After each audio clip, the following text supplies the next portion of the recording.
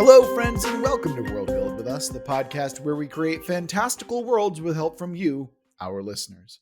My name is Rob Hilferty, and I'm here with my co-hosts Daniel Quinn and Courtney Staples.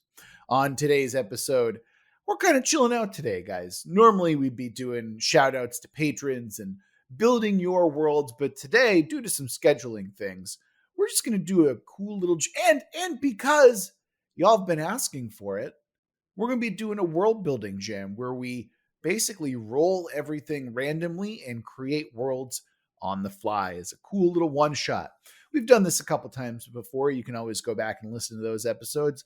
But if you really want to get us back on track with a regular series, you can always submit your concept and your proof over at worldbuildwithus.com, where we can build your world if you just follow the links in the instructions and all that good stuff. If you want to follow us on social media, we're over on Twitter at Let's Worldbuild. If you want to come join our Discord and chat about RPGs, world building, if you want to tell us about ducks, by all means, go ahead and click the link in the description and chat with us today or tomorrow, whenever you hear this. That's fine. And of course, if you, like so many of our patrons, are feeling particularly generous or just want access to our sweet, sweet patron-only episodes, you can always go to the link in the description for our Patreon, where we give away free, cool stuff all the time and do all this cool benefits. Enough with the shilling. Let's get on to the jam. Courtney and Daniel, so glad to be doing this with y'all. I feel like we haven't done one of these in quite a bit. Yeah, it has been a while, and I'm kind of looking forward to the slight interruption from our normal programming. Agreed. I don't even know what we're doing.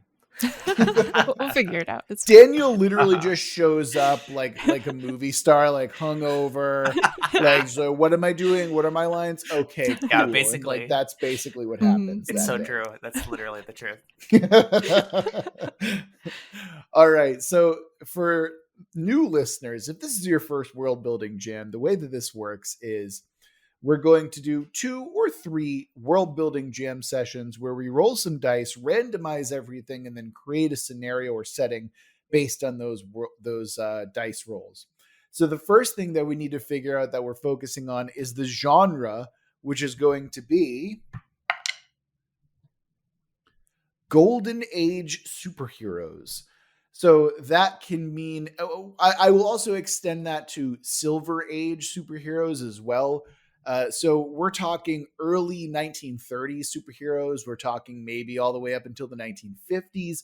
So a decidedly retro style of superhero is what we're looking for here.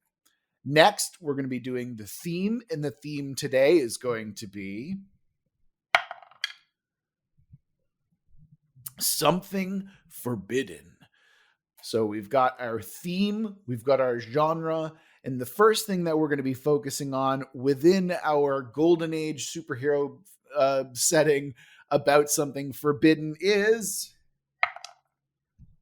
an artifact. Very appropriate for the time, I think. The only other thing that, actually, let's jump right into it.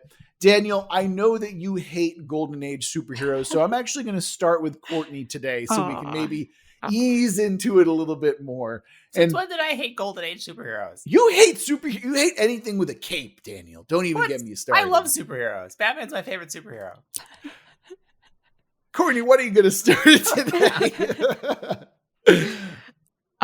So with the theme of something forbidden and then the focus of an artifact, right away I'm thinking like that the artifact is the source of their power, but it's forbidden in some way or is about to be used in some forbidden way. Not entirely sure where to go from that very broad idea, though. Ooh, I like that. I'm a big fan of this as well. I'm also getting like pulp hero vibes as well, which is like the Phantom or the Shadow or something like that, where they have just like a powerful, like a magic ring that gives them powers. But Daniel, why don't you take us with the forbidden part? I feel like you dabble in the forbidden from time to time.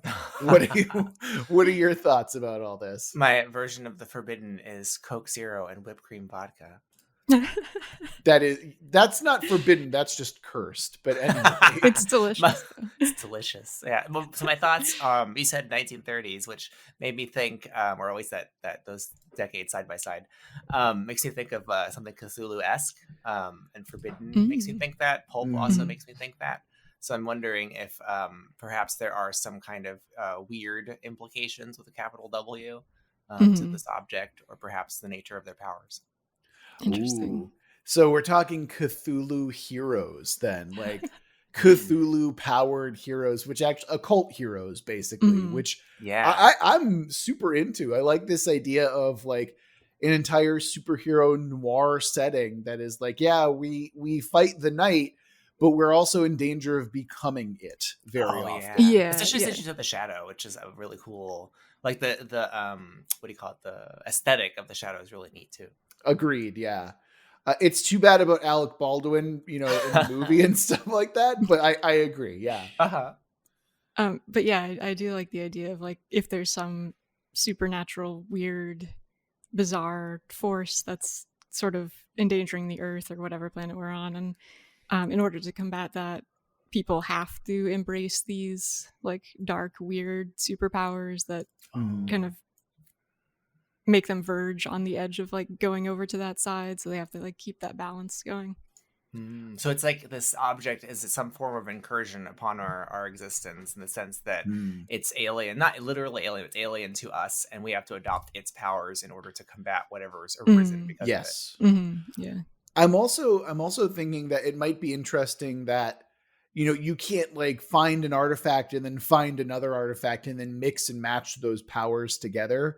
I feel like when you find an artifact and gain its power, you're also offering fealty to whatever ancient god is giving you that power, is ever empowering that particular artifact in some way.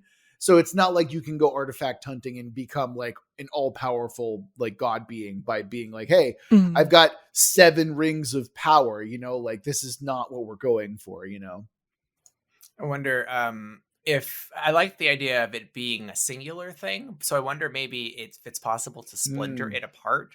And so, like you're saying, each person may have a piece, and it endows them with a specific ability that you can mix and match. Oh, so it's like a statue perhaps, or something like that, where each part of the statue imbues a different, attribute onto the person using it. Yeah, like maybe it was shattered or something, or and people have taken pieces of it, and that's how they have individual powers, which also lends itself to the like early 20th century kind of pulp treasure hunting feel you get out of a lot of settings. Absolutely. I was thinking that as well, like that it's definitely got like a treasure hunter vibe to it, which I can very much appreciate. I was also thinking, and this is going to sound a little silly here, but I mean, it's a good show, I think. But it also kind of reminds me of Jackie Chan Adventures, which is I never saw that. It's an old animated show where they basically, the first season is them tracking down these pieces of the Chinese zodiac. And each talisman gives you a power related to each zodiac animal. And it's all part of a greater thing that it comes together to resurrect this ancient god. And, it's obviously like goofy and animated, but it's also like, that's kind of like a vibe that we can kind of got going here. You know what I mean? But I think I appreciate the idea of like a statue a little bit more. But my question becomes, right? Like if we have a statue, 2 questions.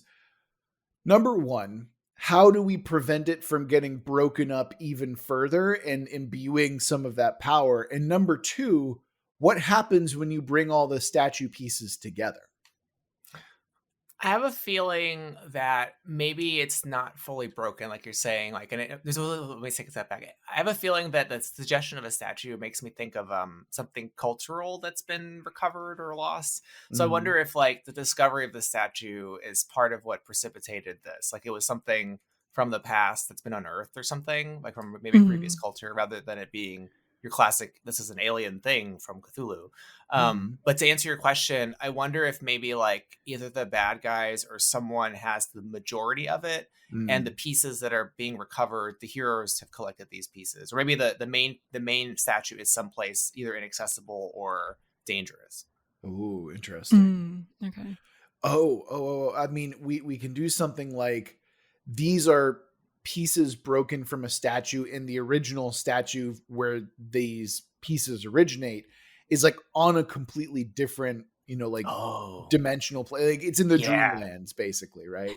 Yeah, like Uh, I'm getting Lazarus kind of feels from Batman and what's his name, Ra's al Ghul, yep, kind of, but with like astral stuff, so a little bit of Doctor Strange, weirdly, you know? sure, why not? Mhm. Or Doctor Fate if you want to keep it within Yeah, DC, right? like Um, I'm thinking also of like Madame Blavatsky and like the oh Church of yeah, Thelema and all of that kind of like cult stuff, which I think it might be a little bit younger or older than where we are time period wise, but I think the obsession with ghosts and the occult aligns with the idea of like a parallel plane or something. Mhm. yeah. I think that works really well with what we've got going on here for sure. So I am still a little bit hesitant to jump into like parallel planes because we have done that a fair amount on the show. Yeah, I mean, it doesn't have to be parallel. It can just be like an extra Oh dimensional, like yeah. Cthulhu realm or something like that. Yeah. Because when I would say that our trope is multiple planes of the same existence, so it's like we look at like side by side, and this is Mhm. not a parallel plane. This is like a nightmare realm Okay, of I like gotcha. the outer god's creation. It's not a separate dimension one step over from I us. gotcha. So it's almost Yeah. like teleporting into an entirely different environment It's like in a way. opening the gate to Carcosa. Yeah. That's how I want to approach Okay. it. Yeah. Okay. That I mean, works. if we roll with your hesitation just to see where it goes, Sure. like so I like both of these ideas, so I'm wondering, I want to see what Courtney's suggesting. Like, if it's Mm. not an other realm, I wonder if like this statue, like if it's from a previous culture, how Mm. can we Mm. make its origins weird, like in the capital W, Yeah. without putting it in other realms? So I mean, I think it's doable, but I'm curious what we could do with that if we went that way. I'm thinking like Lost World kind of thing, like Lost Continent or like Hollow Earth within type thing. Hollow Earth, Yeah. Oh, and I maybe see. it's like some like split off from humanity's evolution. So there's Oh. like Hmm. human-ish things there, but not quite. And they're like just weird enough that maybe they've, I don't know, evolved some sort of magical abilities or some weirdness that I mean, relates to these superpowers. if we want to keep it within the Dagon family, why not just have it be like deep sea realms or something Mm, like that? yeah, That's always fun. I'd be I down for that. like that because then it's like Mm, it's merging the other realm idea, right? The weirdness of it with it mm, being more physically part of this world. So if it was like a lost culture that's an offshoot of humanity, which is freakish, that's kind of mm. cool. Whether it's like in the ocean or a hollow earth, or it's like in a cave Mm. someplace, or it's ancient Egypt under the desert. I don't know. Yeah. Mm. And the 1940s did have like several undersea superheroes that were like Yeah, yeah. surprisingly like influential and important during the time. Oh. So we can kind of have that like play a role as well, where we've got our own Atlantis or something like that. Mm-hmm. But obviously much darker. Like I would much prefer to do something like, like the Dagon-esque Mm-hmm. style that we've got going on. Mm. Like spookier. Oh yeah, I'm definitely Yeah. thinking like I want, if we're doing golden age superheroes, normally that often comes off as like hokey. I Yeah. want this to be like, nah, this is like pulp superhero type situation. Yeah, You know I'm what I down mean? with that. Mm-hmm. Mm-hmm. I think I'm more interested in like in kind of pursuing an occult side. The other thing that I was thinking that we could do, and this is one of my personal favorite tropes, and I don't think I bring it up very often, but I love the idea of an object that just appears. Like people think that they own it until it like just suddenly disappears one day and Mm. randomly shows up somewhere else, like on the other side of the world. This idea that this object is being called to certain places, or I mean, if we want to go into like dimensional sliding, then that's basically what's happening, where it's slipping in between our world without really even knowing what's going on. So maybe like the fractured idol or whatever we're going with here, like chooses who it selects to be Oh. powered by it. Like it Interesting. appears to them, basically. Mm-hmm. I That's what I don't was want thinking to. too. I don't want it to be about choice, though. I almost want it to be about happenstance, where it's like the idol essentially offers you a choice. Like, do you want this? You're going to have to show devotion to the idol. And then it's up to the person to make that choice rather than being chosen by this idol I itself. gotcha. Yeah. I wonder to make that work if what I'm thinking is like the idol is in a particular place physically, but perhaps it projects like its presence to those who like it wants to tamper with in this way. Yeah. For whatever reason. And maybe part of the call to the heroes is that they've encountered the idol and they've taken up its call. They know it's dark power, but they also have their own private goal that they're trying to use with that power. But of course, using it too much is what could corrupt them. You know, then I could see both villains and heroes having seen the idol, but they haven't actually physically gone to it. Okay, that's really cool. Can we like? I think I have an idea that's like that, where maybe you're just walking down this alley, and all of a sudden there's a door that you've never seen before, despite the fact that you've walked by this alley every night for the last 15 years, and you're like, "What's that about?" And you open it. And all of a sudden you're in this space. You're in whatever our version of Ryla or like Carcosa is. There's the idol. And then like, it's basically a treasure room and you pick and you can pick whatever object you want. And then it's like a monkey's paw / like weird blessing of like, all right, here, you just so happen to get this thing. And like, and so there's this weird kind of, again, if you want to say capital W, weird like concept. And everyone has gone to the treasure room of this ancient deity. And it seemingly, it doesn't seemingly have a conscience, right? So it's giving these gifts to evil people and good folks. And then it's making the people make the choice to do with their power, their items of power, whatever they want, right? Yeah, I really like that. I like that. I like the psychoportative aspect of it, that like you don't really know if you physically traveled to this other realm, but you've emerged and this thing is manifested, right? Exactly. Like you open the door and we don't know if that's metaphorical or literal, but you've come back with something physical. Right. You know? Like cinematically, I'm thinking, you know, you're standing, you walk down the alley and you like open the door, you pick up this amulet, and then someone says, "Hey," and it snaps you out of it. And you look down, there's no door, and you just have an amulet in your hand. You're like, and it could be different for each hero. Like someone maybe went in their basement, or someone was like on a cruise. You know, like it's literally any door or portal can just suddenly be there. You know, that's super cool.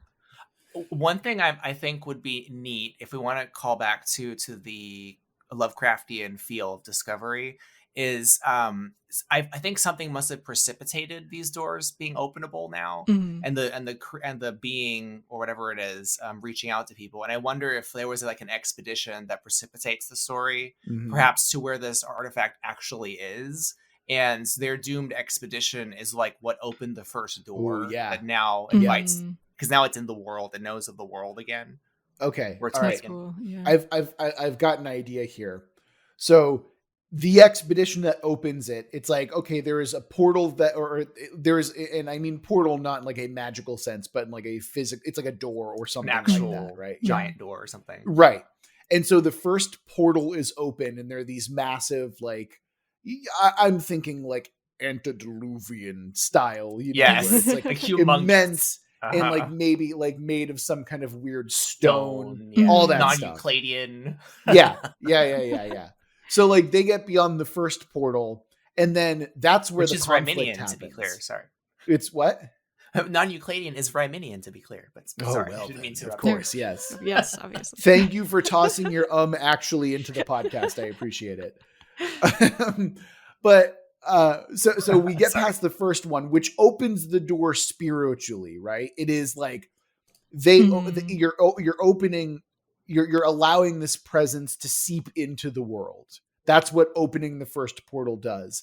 And then that's where the drama, and that's where the betrayal, and that's where all of this bad stuff happens, where the villain reveals himself, and then the hero, obviously there's conflict, and instead of like sealing it back up, maybe they kill each other, and so they can't close that door back. Yeah. And it's just leaking this kind of influence into our physical realm. Mm-hmm. And so for the good folks, obviously it might be a good thing to find that area and then seal the portal again to make sure that no more of this influence leaks into the world.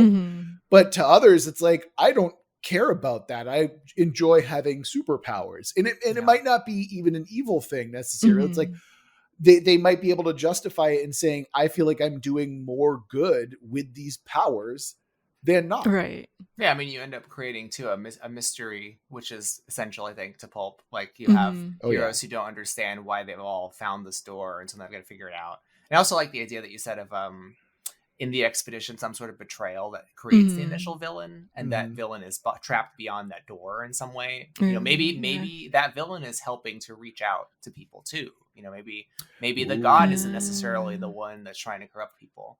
Because the villain is somehow trapped or something. Like he's the one, or she's the one making the doors in the first place. Like just trying, and it's not even like they're not trying to like give powers. It's almost like, please just like stay here and look for me. Like try to figure out where I am. So if that's the case, it might not even be the villain. It might be the hero who's like, I'm trapped here. Please come find me. Oh, like the Xavier? That's kind of neat. That could be cool too. Like it's a disembodied Professor X who's creating all these heroes, but he's not quite. He's kind of like not a good guy, but he's not a bad guy. And then the dark force that empowers him is the negative aspect that is questionable. You know, absolutely, yeah. I feel like we've got such a strong sense of what we're talking about here so far. One thing that I want to talk about before we transition into a twist, because we still have twists to go through here. What are the main antagonists going to look like? Are they just other, like relic powered super baddies, or is it something else? Are they literally fighting, like Gugs and Yith Hounds and stuff like that? What are we thinking about that?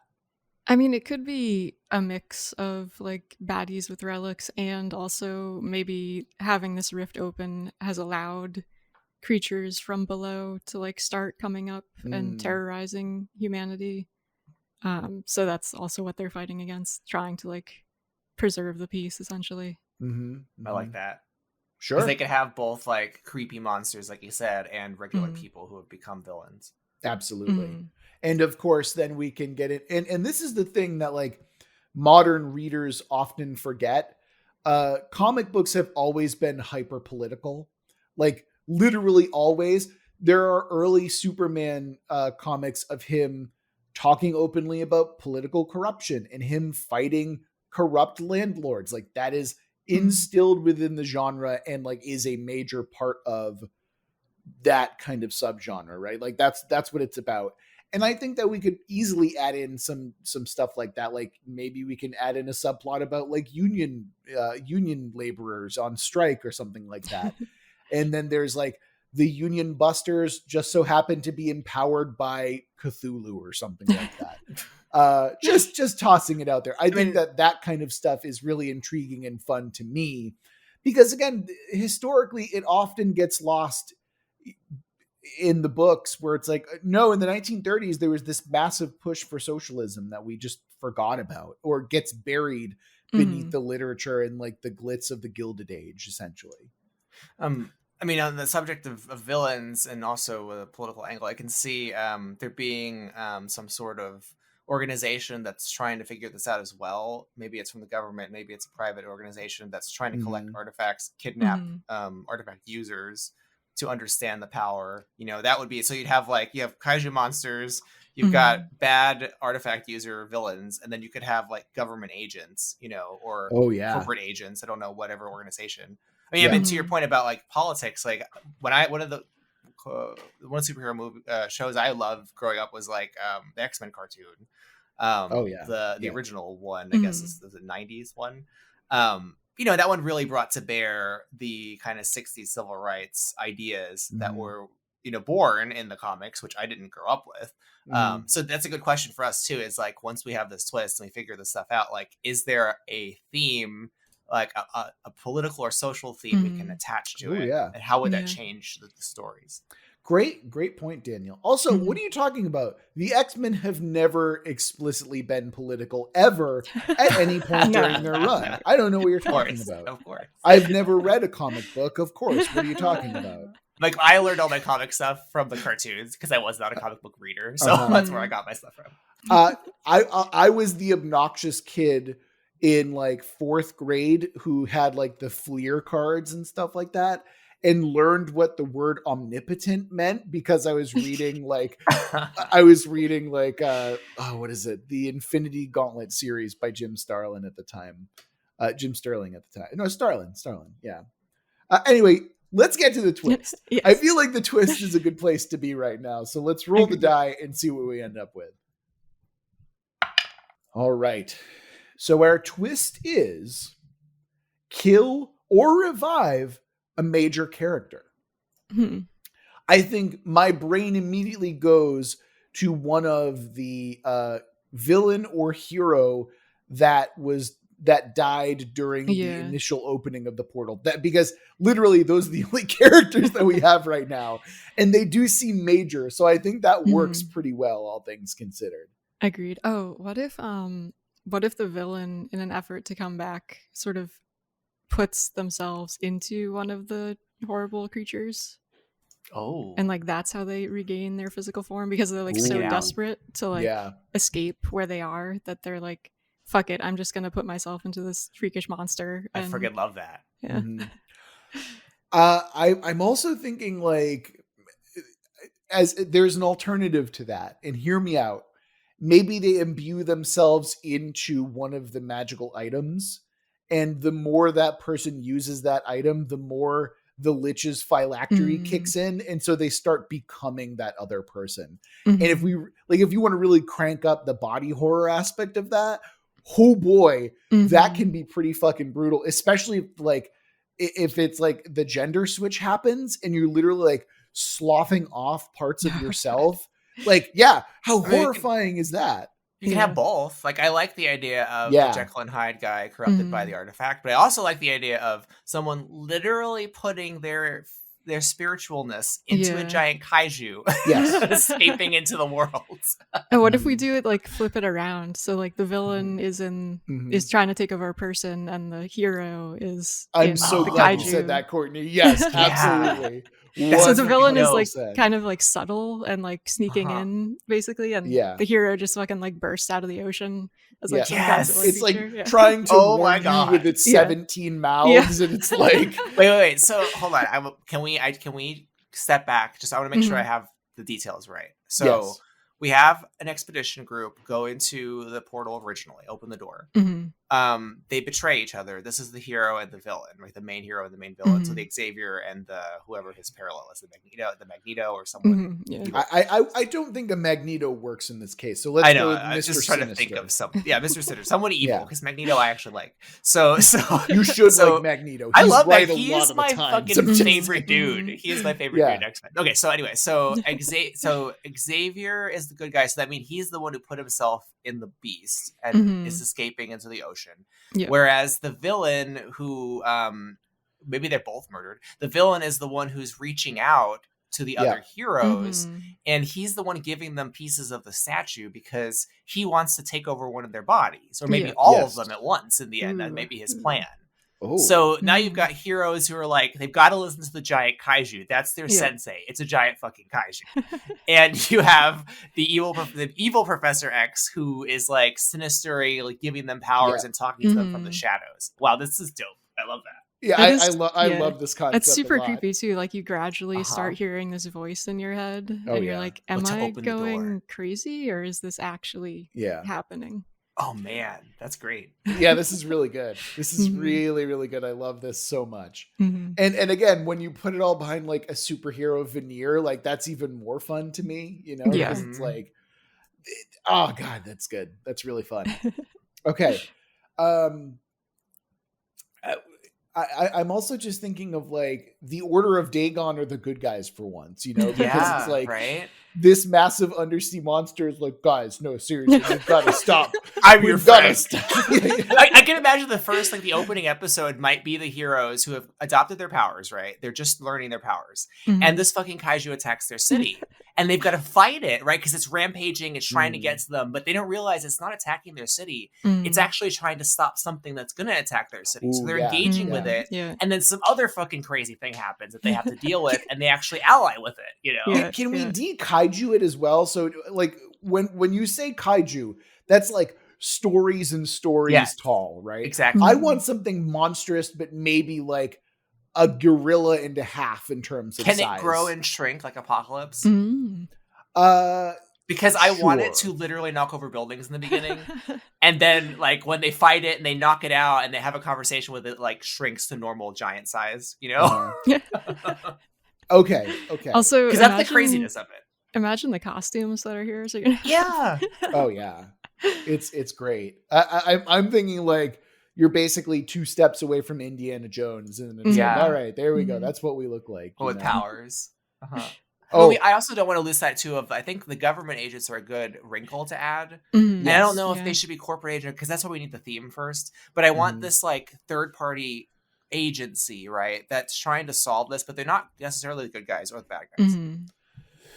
It could be like the classic, they're trying to harness the power for themselves kind of thing. Mhm. yeah. Maybe they have Study it something and- corrupt, too, you know? Yeah. in them. And mind you, this is before like the creation of the CIA and like Right. where America basically went full evil, you know, where it's like this is before MK Ultra, this is Mhm. before like I mean like I'm not saying that they were good guys back then, but they were certainly less like demonstrably less evil than like hanging with Nazi scientists and Right. you know like Operation Paperclip and stuff like that. That's what I'm right? thinking, like, some Mhm. kind of in the neutral spectrum. Yes. Like, they're not, Yeah, you can't yeah. trust them because they're working for some group, really, in the end. Whereas If the we heroes wanna- are trying to save the world, you know? Mhm. Right. I think that if we were to approach this in like terms of alignment, they'd be lawful neutral, but Yes. that lawful neutral mentality often leaves them blind to what is Yes. obvious that's Mhm. going on. You know? 100%. Yeah.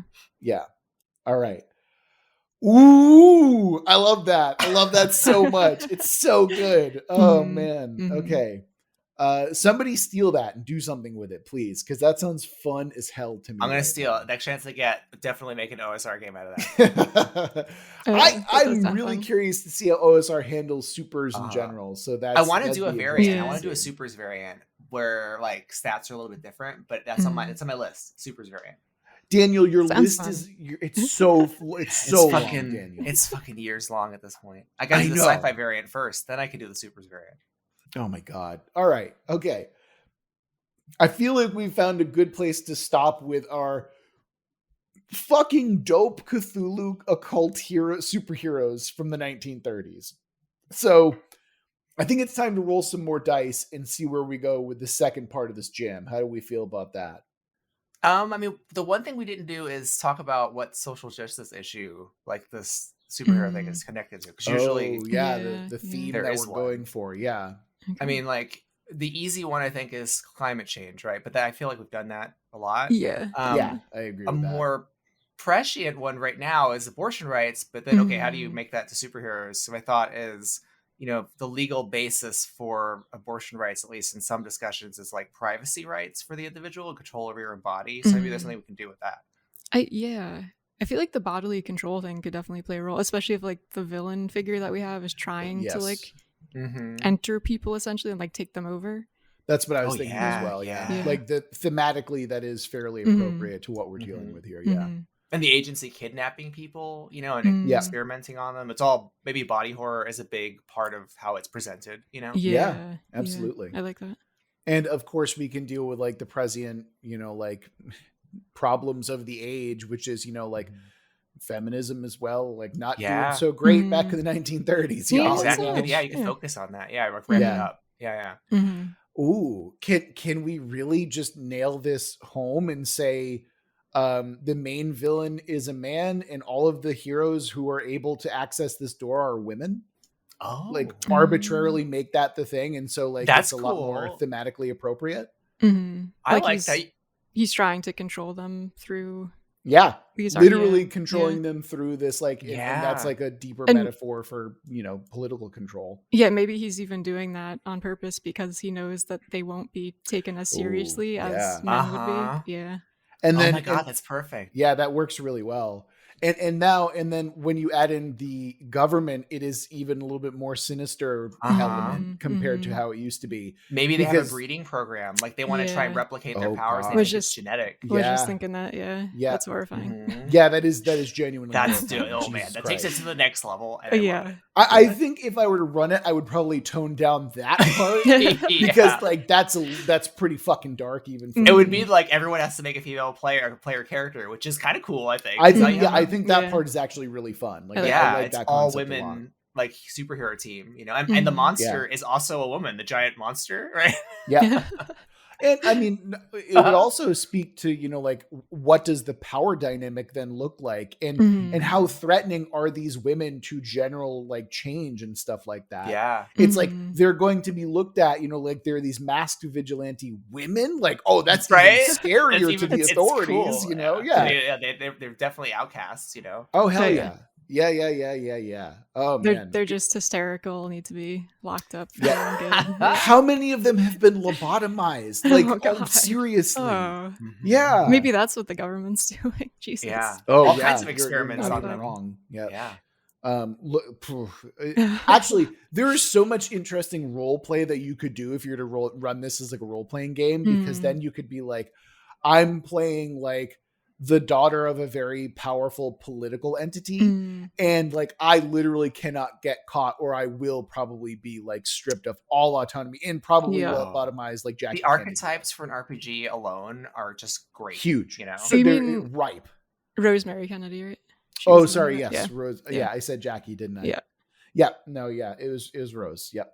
Absolutely. Yeah, which is terrifying story, by the way. If oh boy, yeah. If you want to feel sad, wow. Yeah, it's real bad. Like I said, if you want to feel sad, look that up and look what happened to her. Don't. I mean, if you don't want to feel sad, don't. Just don't. Yeah, maybe just don't do that. All right. I mean, now I'm sad, but I'm also happy that we circled back and talked about this theme, because I think that it's far more interesting now. Agreed. Like it's and there's just so much cool shit that we can do with this. Anyway, all right.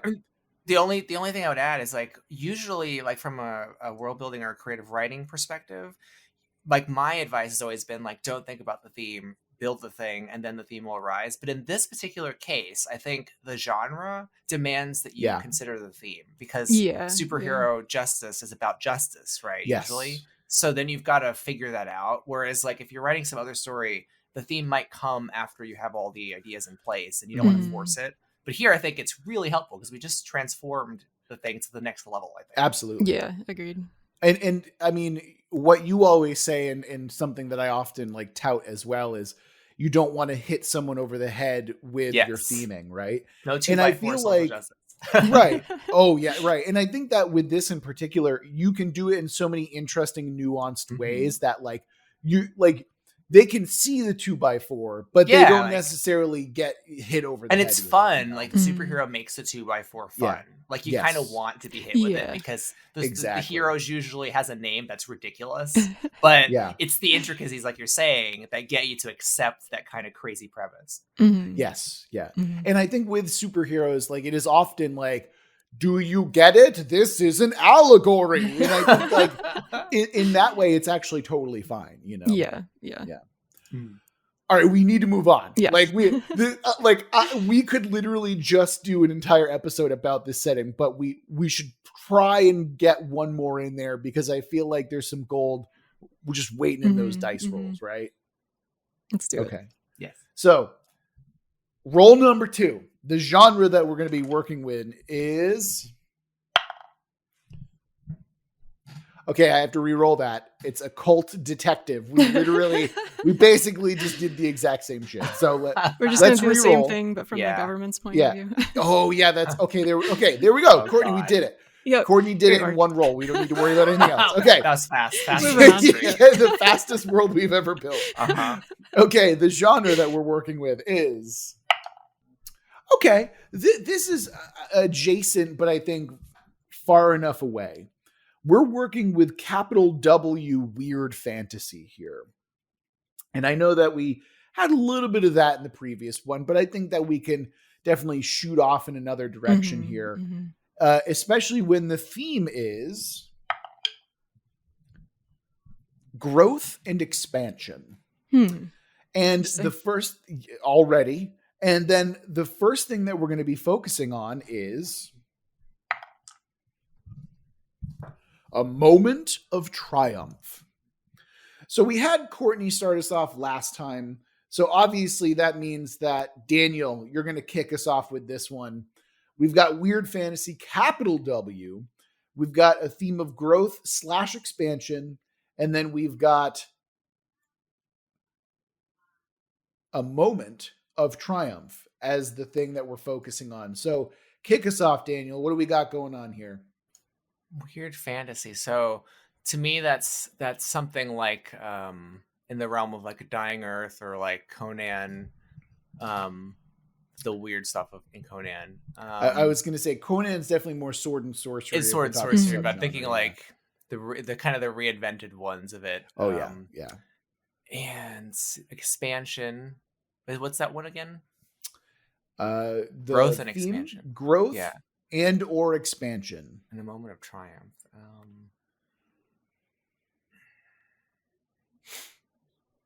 Yeah.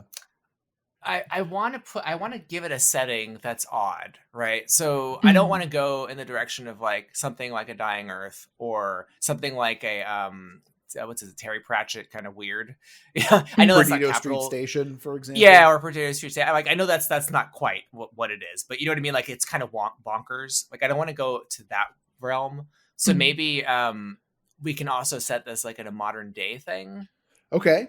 As a minimum. I don't know how to deal with the three themes yet, but I just feel like I want to subvert the expectation that this is going to be in a fantastical realm. So let's put it in regular modern day Earth. So how do we make it weird then, if that's the case?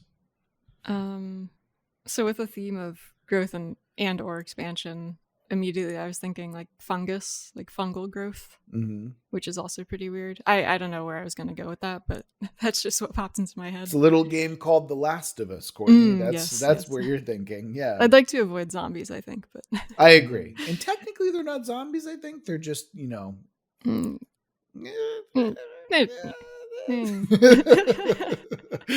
I gotcha. Yeah. All right, we've got growth and expansion. Courtney wants mushrooms for some reason. Those are pretty freaky. Those, yeah. Well, so growth. So I think those are connected. If it's something like some plant-based biological infection or something, it's sort of what you're suggesting. It seems like that might be the element of growth and expansion. Right. Yeah. Is it a bad thing? Probably, because it's new. It's weird with a capital W, as opposed to new weird. Can we? Well, when I say weird, it can also be new weird. I just want to toss be new that weird. out. Okay. Because there's a big difference. That's why I wanted to ask. Because like, just for the listeners who may not know the difference, like capital W weird is primarily about like the oppressive apathy of a cosmic meaninglessness to the universe. Whereas new weird takes that and reinvents on the premise, so it could be positive. Like Perdido Street Station has some actual themes that are positive, as opposed to H.P. Lovecraft, who does not. yeah, that's fair. So we can do either weird or new weird. How about okay. that? Okay. Yeah. How do you feel like, Courtney? I'm gonna guess it's the first one. Why do you say that, Daniel? I don't know. No, I was honestly like thinking new weird when you said weird fantasy. Okay. So I'm cool with that direction. Are we also aiming for a jungle setting in this one? Or are we trying to hold off on that one for now? I think we can bypass the jungle. Concrete jungle. Concrete jungle. Okay, can I throw out my weird idea that I had, by the way? Sure. All right. We're talking about growth and expansion. We're talking about the modern age, right? I'm thinking, and I don't know why I'm thinking this, I'm thinking that humans are literally building a second planet that is currently attached to their first one right now. Neat. That's cool. Yeah. Like it's like, whatever, we're just building it. And like we ran out of space, so they're literally building a second planet next door. Can they be using the fungus somehow to do this? Yeah. So That's that way what it's I more was evil? thinking. Yes. Yeah. Yeah. Like Because- it's like I'm thinking like it's some kind of fabrication material that's Yeah. biological. Yeah, I Mhm. like that. Like you can kind of mold it to be whatever you want it to be. Yeah. And that's how And they're like shaping it, so it's like, Mhm. okay, we've got a continent on there right now, Mhm. you know. And fungus is also a good thing to have because it's like maybe this particular fungus is like completely resistant to certain, you know, like It can whatever work the in fuck. space. Yeah, Mhm. exactly. Yeah, That's what I'm yeah. getting at. Like it doesn't It's like necessarily fucking- need its atmosphere yet. What are those? It's like tardigrade level. Yeah. space Yes, Yeah. thank capable. you. That's what I was trying to That's- think of. yeah. My brain just would not Same. work. Yeah. Guys, this might be dumb, but I just bought a T-shirt that I like from this, and it's making me think of this. I know I said a modern normal Earth setting, but can we somehow make this Mario-esque? Okay. Sure. Yes. Yes. I mean, Because when I'm you totally said fine expansion, with I'm this. thinking like you know in video games how you keep building the side scroller, right? Mhm. I'm getting this feel with the mushrooms. Granted, that's literal. Of like maybe the realm that's for the other space that's being built isn't as concrete as we're used to. You know, What do you mean by that? like because we have where we're expanding from is something we know and understand as the regular Mhm. real world. Maybe what we're expanding into with this mushroom stuff is less like the world we come from in some way. It's fundamentally different. Mhm. So it's maybe like an entire world built on fungus, for example. Yeah, but maybe there's something like also about the way of life there that's going to be very different. Mhm. You know, like you've entered the mushroom kingdom, the rules are different, kind Gotcha. of thing. Yeah. Okay. Yeah. Just throwing it out there, it might be too strange. I think it'd be funny if we had some kind of Super Mario aesthetic to this. Okay. In the original like pamphlets for Super Mario and stuff like that, all of like the blocks and the coins and stuff like that, I'm pretty sure in the trees and stuff, which is why they all have faces. I'm pretty sure that they're all like, I know they retconned this out of it because it is very grim, but everything with a face in the original Mario through Mario 3 are basically like people who have been transformed into those inanimate objects. God. Awesome. So I mean, we can start there with a little darkness, or we can Yes. we can undark it if you'd like. No. Yes to that. Okay, gotcha. One thing, this is going to be my one caveat for this Mhm. concept. If we're dealing with fungus and we're dealing with mushrooms in the mushroom kingdom, Mhm. one thing that I want off the table is a hive mind, because I feel like Ooh. those concepts are so overplayed. easy. Yes, and they're Mm, too yeah. easy. So whatever we do with it, whatever this theme that we're exploring, I want it to be without a hive mind experience. Totally I'm fine fair. with that. Agree. Yeah. Can the people, so the mushroom building people, like can there be like actual people that do the building and they're like inserted into the fungus to do the work, like they help direct it, but they're not a hive mind, they're individuals. Mm. How would they do that? So like I got to go help build this, and I'm like a mushroom worker, and I'm like embedded into the mushroom, and I'm physically part of the landscape, and I help build it, which would be That fucking weird. Interesting. is horrifying. And How I'm are you- I'm not evil, but I'm like freaky, you know. How are you not just being consumed by mushrooms at that point, though? We like integrate with them somehow. Mhm. Like, Are you also okay? that's so the instead triumph. of what's that? That's the triumph of humanity. Oh, is ascension beyond humanity? Ability to integrate with our landscape, literally. Okay. Okay. Okay. I think I can support this. So this is necessary because in order for them to live on the I'm gonna just call it Mushroom Kingdom, you have to integrate yourself into this massive like spore colony, because there's no atmosphere. You literally cannot live that way. So you're walking around on your source of oxygen, right? Mm. So and it's like, yeah, this might Yeah. like this might only be for a couple of generations while they're building this massive second planet. Yes. But like it's necessary because like, look, if you want to live and breathe and like be out there, that's fine. You have this opportunity, You gotta be but mushroom. you need to become a mushroom person. In order I to love do it. You know, So that's what I mean. That's what I meant by life will be very different, right? Like Yeah. we have the triumph of building a new world, Mhm. but Ooh, this yeah. new mushroom kingdom is fucking weird with a Yes. capital W. Yeah. Yeah. Daniel, the integration that you're talking about with buildings too makes me think of Dawn by Octavia Butler. How like the You're right. Oankali aliens have like their spaceship is alive, Yes, and it like and it's it can just them. like make doors wherever it wants, or like make Mhm. tables or chairs out of itself. It's like a thing that can sort of mold itself to whatever you need it to be. Exactly. Why not that be a thing here? Absolutely. Yeah. Cool. I love this idea that there stops becoming such a a difference between an individual and like a literal thing. I mean, again, if we want to get hyper political about it, that is literally the commodification of the body and the commodification of the self in a way that is like far more concrete. Yeah. You can also. Oh, sorry. You should really watch Sorry to Bother You if you haven't yet. I have been meaning to watch that for ages. Speaking of commodification of bodies, yeah. Well, yeah. Look, I love me some cyberpunk. Like not gonna lie about that. But Daniel, what were you saying? Oh fuck, I forgot. Doesn't matter. Okay. It was to agree with something. I don't remember. Gotcha. Wasn't important.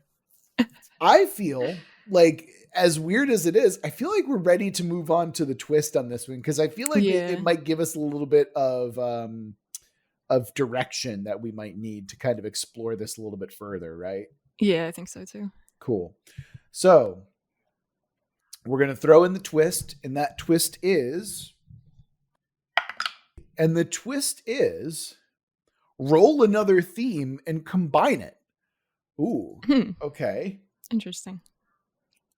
All right, so the second theme that we've got going on here is war. Okay, I mean that should be easy enough, right? I'm going to say this now. It is not a war between the Mushroom Kingdom and the primary Earth. I'm saying that now. That's not what this is. Yeah. That'd be kind of silly. Agreed. Are we invading another planet or are we building it from nothing? Seems like a barren planet we're taking over. Oh, maybe we like brought the moon down or something. Oh, like literally. Oh, there's like a fungal bridge to the moon. Yeah. Oh yes. Yeah. Fungal bridge in space. Okay. Wait, so what's tell me the thing again? The second theme is war. The first theme is a moment of triumph, which normally is like super easy. You're just like, oh, we won this battle. But no, here our moment of triumph is this ascension into, or partial ascension into, person/mushroom personhood, right? Or surviving an apocalypse, an environmental disaster. That's what we kind of done. Maybe, because I don't necessarily see this as a post-apocalypse type thing or an apocalyptic situation. I see this as people who are like, we just need more room. Here, let's build a second moon out of fungus. Like that. But I mean, like, if this is set in either the present or near future, we're facing climate disaster, right? And being able to create another Earth subverts the climate disaster. So that's what I think of as being a triumph of humanity. Oh, I got you. Yeah. So it's like essentially going to become our second home. We're going to like transfer everything over there and then like peace out. I only say that because I don't want to give the impression that we're creating a new human species and it's an ascension, like in the sense of like you said, like a hive mind. It's that we're doing this temporarily to create our new world. Yes. I think that's more interesting as well, for sure. Yeah. So then what would still got you a war? war. Yeah. I know. Would that be like people who don't want to leave or who like... Oh, like a civil war type thing? Yeah. I don't know why I'm not particularly interested in something like that. I feel like if we're dealing with this like strange concept, right? I mean, it seems like it would make sense, like a civil war between those who want to migrate and those who are being forced to migrate. Like there's all sorts of like imperialist tones that we can kind of poke around in and stuff like that. You know, also I'm getting weird Rosewater vibes as well. You know, yeah. But for some reason, it's just not appealing to me right now. I for some reason I feel like I'd much rather deal with like a war that is separate from humanity in some way. Daniel, what do you think? I'm trying to think what the antagonist is. And if we're gonna say it's not among ourselves, which I can go with because it seems like we're setting up something vaguely utopian. It's not the moon because there's nothing in the moon to have to be at war with. So it's not external, it's not internal. If we think of the conflicts in a story, what do we have left? Bowser. Bowser. I mean, so I don't. Are we just remaking the Super Mario Brothers movie? But they have an external enemy, right? Like they have King Koopa, Bowser, who's actually a corporate like jerk, right? In this, in that version, who has taken evolution something or other. So like, I mean, it could the setting, the other conflict is the set is man against nature, setting, right, nature. Yeah. So this could be more of a what do you call the story? A slice of life story where it's about the existence of these mushroom people in this realm. Daniel, and I hate to interrupt you, but I just thought of something so fucking gonzo. I have to get it out. I apologize. Okay. No, totally. I normally don't interrupt you like this. You might be where we're going. It's not. I assure you it's not. Okay. So you were saying, like, you're talking about modernist themes, right? Like man against X, right? Right. I was thinking like postmodernist themes, which is like, okay, what's a postmodernist theme? It's character versus, you know, the author. And I'm like, wait a minute. Are they building a fungal bridge to the end of a page and are trying to escape from the book that they are trapped within? What? Yeah, what? Exactly. So these are now like, I mean, this is a postmodernist theme where it's like they have become sentient. And once they have reached into this kind of like mushroomhood, they recognize, wait a minute, we're not actual people. We're actually just mold growing on a book. You know what that makes me think of that I absolutely detest? What's his name? Is it Gravity's Rainbow? Is that the book? Oh, Thomas Pynchon? I hate him. Yeah, that's what it makes me think of. He writes in such an obnoxious way. Oh, everything is like a symbol for something. Yeah. There's no actual characters. The thing about Thomas Pynchon, too, is that like he is like politically so aligned with what our ideals are, but the way that he writes is like, I just want to punch him in the face. Yes, I just want to just like, it's like so obnoxious. It's so obnoxious. I've never read him, but now I kind of want to check it out. Just Gravity's Rainbow is pretty short, so that's where I would start. Okay. No, Gravity's Rainbow is a tome. I thought. I think you're thinking of the Crying of Lot 49. That's the thin boy. Crying of Lot 49. That's the one. Yeah, Gravity's Rainbow is 760 pages here. On So it's definitely Crying of Love because I have that book. And Thomas Pynchon. Thomas Pynchon is the definition of the word loquacious. Mm-hmm. That's and like that is a word I never used. Slim in terms of his language. He was just very sparse in that one, which was weird. You say that, but even his his sparse language irks the fuck out of me. I can't because it's so abstract. I hate it. It doesn't means nothing. Oh, never mind. I'm sorry. We're sidetracking. to get to what you're saying. Well, this has been Literature Corner with Rob and Daniel. I like it on a conceptual level, but I feel like what happens when we take a super postmodern thing like that is it kind of pushes aside all the other stuff we've constructed to make it less meaningful. You know what I mean? Mm-hmm. I like it conceptually. I think it's wacky, right? I don't know if it's weird with a capital W. I don't think it fits into that. I think it's theme. Strange and weird. Maybe not with a capital W, but it's certainly like, whoa, what the fuck? It's definitely weird with a lowercase. Yeah. Oh, yeah. And I would be down for a version of it that is that, you know? All right, let's try and addend it. Courtney, what do you think? How do you feel about this postmodernist take? Do we want to roll with it? Do you absolutely hate it? What are you thinking about? To be clear, I do absolutely hate it though. Yeah, that's fair. Yeah, that's fair. I'm sort of in the kind of hate it camp too.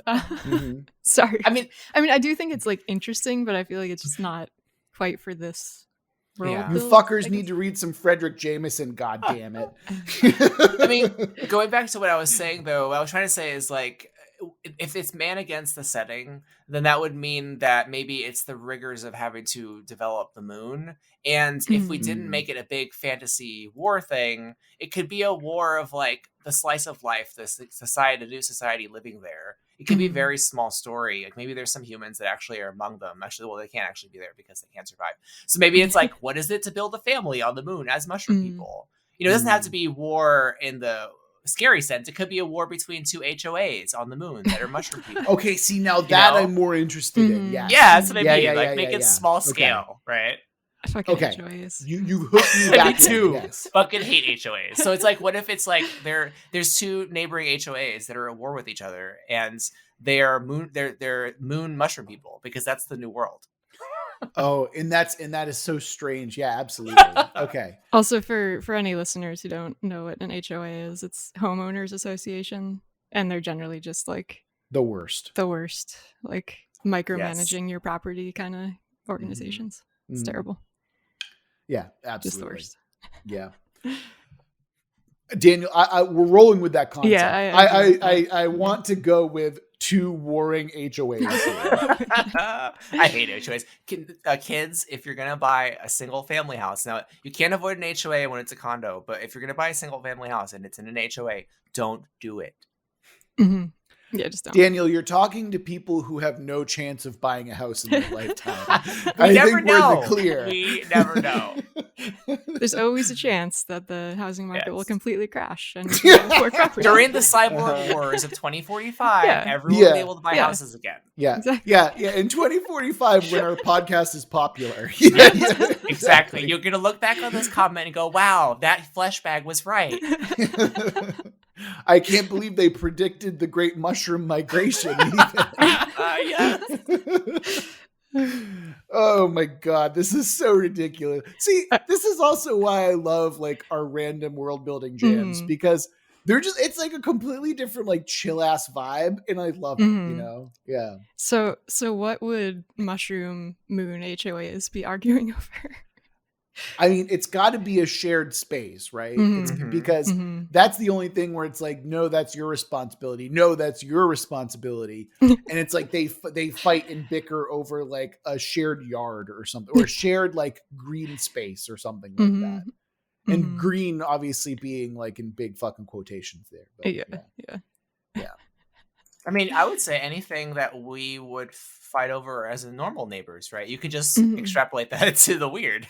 Like we don't want you to build your addition on your mushroom land here. It's too glaring visually. Really contrasts with the nature.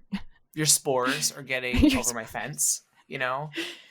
Well, that's why I was thinking it's like a park. It's like a park that sits in the middle between the two of them. Oh, like a cul-de-sac kind of thing. Yeah. And then that park is literally like a metaphor for a battleground. It's the battle zone, right? Because an HOA it governs over the shared space. So it would be the park. Yeah. Oh, it's so dumb and I love it. Oh, it's so good. Okay. I think we're good here, right? Like, I know that this, like, the last one definitely, like, was a tangent, but I had a ton of fun, you know? Yeah. I mean, cool. I usually don't care for slice of life stuff, but this could work for sure. Even as an I think you can stomach it when it's super weird, though. You know? Yes. Yeah. All right. I think that's where we're going to call it then. This has been yet another episode of World Build with us. Remember that if you want us to build your world, you can always go to our website, worldbuildwithus.com. And instead of hearing us roll random dice, we can build your world. If you fill out some simple instructions, and we'll build it within a reasonable amount of time. You know, we might need some vacation every now and again to do a world building jam, but that's not next time. That next time we're going to be doing that elsewhere. Anyway, if you want to follow us on social media, we're on Twitter at Let's World Build. Give us a follow. You know, like shout us out, say hi, whatever. If you want to say hi to our direct persons, that's weird. Don't do that. Go to our Discord instead, and you can find a link for that in the description. If you just want to throw money at us for any particular reason, if you're generous, or if you want patron-only episodes, or some other weird third reason, go to our Patreon. A link for that in the description below. That's this episode of World Build with us. Remember that we love you very much, and we're going to get through this together.